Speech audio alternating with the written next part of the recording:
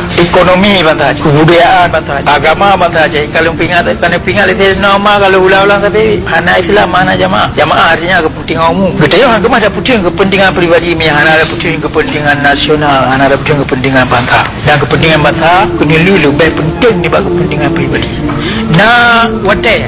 kejijib bangsa dalam jijib kutunan bahawa wadah payah punya kepentingan pribadi payah tak tinggal payah saya pedang kepentingan bangsa kegedean macamnya lagi orangnya ia matanya ia yang kalau bukan payah luti anak rumah oleh payah mereka payah lebih awal macam ya bukan campur lagi yang tu dah payah luti anak rumah kampung gaya beli gaya muslimin contoh yang kegubi dia tu tengoknya hanya tersetak contoh yang betul maka kerana kepentingan pribadi tengok anak kemana pedang kena lihat menyahana kepentingan bangsa kemana pedang dan yang diperintah oleh Allah tiba-tiba kita berkata kerana wajib perang dan anak kena lihat kepentingan jamaah hang kemana pedang menyahana dia perang misal kepentingan ekonomi bangsa Aceh hang kemana pedang menyahana kepentingan ekonomi bangsa Aceh tabur kepentingan bangsa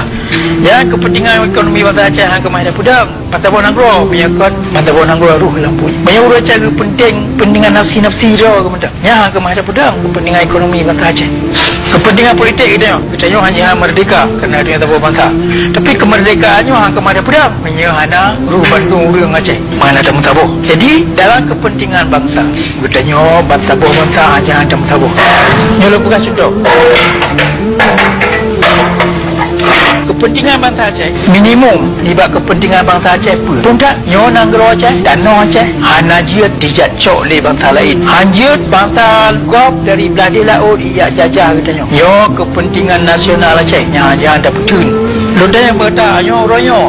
pun Nanggro Aceh naik perintah le bangsa luar